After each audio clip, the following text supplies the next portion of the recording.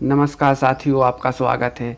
और आज हम बात करेंगे महान झांसी की रानी लक्ष्मीबाई की, जिन्होंने अद्वितीय वीरता का परिचय देते हुए 1897 क्रांति में अंग्रेज़ों के दांत खट्टे कर दिए थे।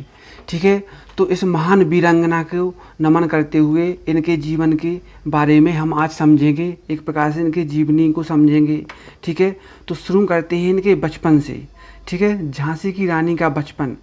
झांसी की रानी लक्ष्मीबाई का जन्म 19 नवंबर 1835 को ब्रिटिश भारत के वाराणसी के भदेनू में हुआ था।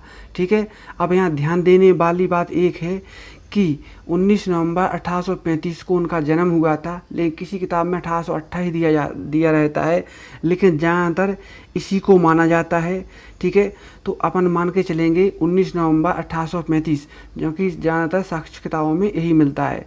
ठीक है, रानी का बचपन का नाम क्या था? मणिकर्णिका था।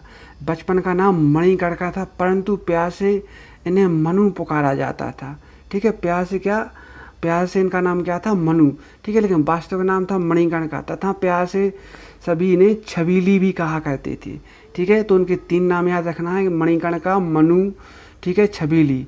ठीक है, पिता का नाम क्या था? पिता का नाम मोरोपंत था, जो एक मराठा थे। ठीक है, पिता का नाम श्री मोरोपंत था, एक मराठा थे। और पेशवा बाजीराव, जो क्या करते थे? पेशवा बाजीराव के यहाँ काम करते थे। ठीक है, इनकी सेवा में कार्यरत थे। ठीक है, तो पेशवा बाजीराव द्वितीय मराठा की सेवा में कार्यरत थे। इनकी माता का नाम भागीरथी था। माता का नाम क्या था? भागीरथी बाई था। मनु की 4 वर्ष की कम आयु में ही इनकी माता का देहांत हो गया। ठीक है, तो 4 वर्ष की आयु में क्या हो गया था? जब ये 4 वर्ष की थी मणिकर्णिका, तो क्या हो गया था? इनकी माँ का निधन हो गया था।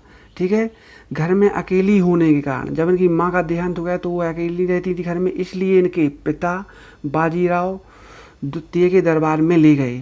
ठीक है, मनु बचपन अवस्था से तेजस्वी थी तथा शस्त्र और घुड़सवारी में रुचि रखती थी। ठीक है, शस्त्र और घुड़सवारी में क्या करती थी? रुचि रखती थी। ठीक है, तो यहाँ पर हमने समझा। ठीक है, एक मराठा थी। ठीक है, 19 नवंबर 1835 में इनका जन्म हुआ। मणिकर्णिका, मनु और छबीली का नाम था। वास्तविक नाम मणिकर्णिका था।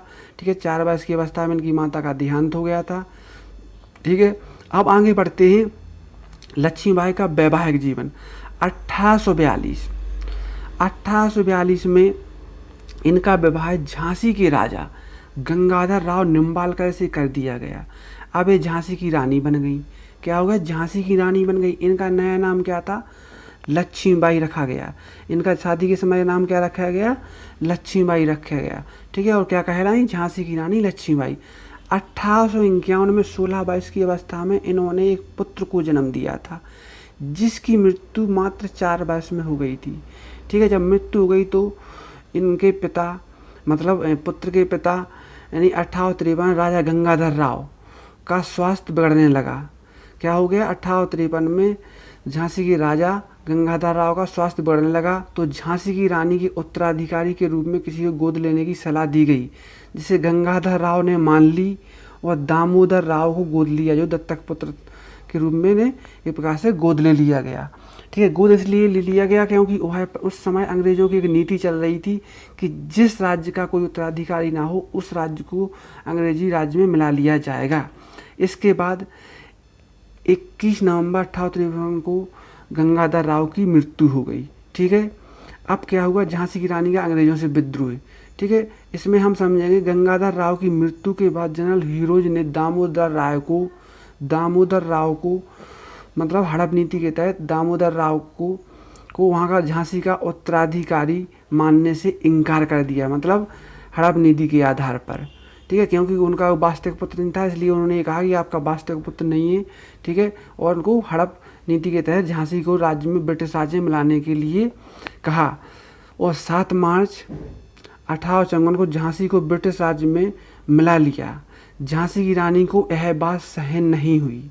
ठीक है, और झांसी की रानी ने यह मानने से इनकार कर दिया और झांसी की रानी ने अंग्रेजी हुकूमत के खिलाफ युद्ध छिड़ दिया।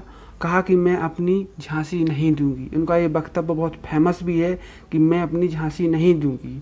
ठीक है, कहा कि मैं अंग्रेज़ों के हवाले अपने आप को नहीं करूंगी, ना झांसी को दूंगी। ठीक है, तो इसके बाद झांसी की रानी का अंग्रेज़ों से मुकाबला हुआ।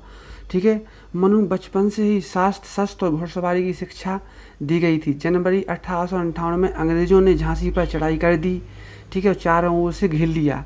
ठीक है, इस समय काफ़ी समय तक युद्ध भी होता रहा, लेकिन क्या हुआ, जब चारों ओर से घेर लिया गया तो मार्च 1858 में युद्ध शुरू कर दिया।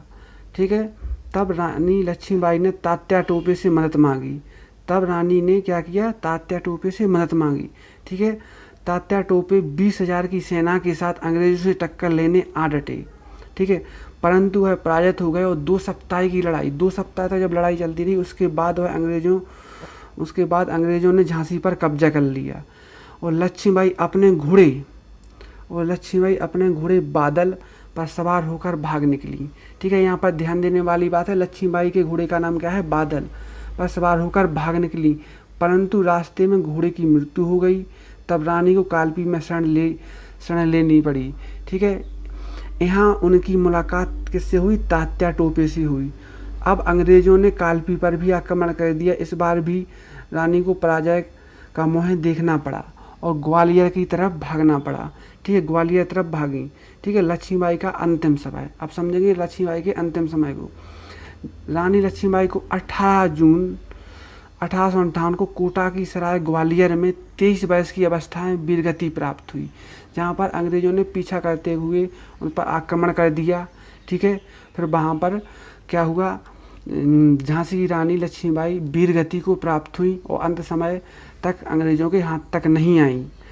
ठीक है, इनकी समाधि ग्वालियर के फूलबाग में बनी हुई है। आज भी इनकी समाधि ग्वालियर के फूलबाग के इलाके में बनी हुई है और वीरांगना लक्ष्मीबाई शहीद हो गई। जीवन के अंतिम क्षण तक अंग्रेजों से मुकाबला करती रहीं और वीरगति को प्राप्त हुई। महान वीरांगना रानी लक्ष्मीबाई को नमन। और उस समय की रानी लक्ष्मीबाई, अंग्रेजों ने भी कहा था कि जहाँ भारत में एक वीरांगना लक्ष्मीबाई झांसी की रानी है, जिन्होंने बहुत वीरता से हमारा मुकाबला किया। ऐसी झांसी की रानी को हमारा नमन है। अगर वीडियो पसंद आया हो तो लाइक और सब्सक्राइब जरूर करें। धन्यवाद।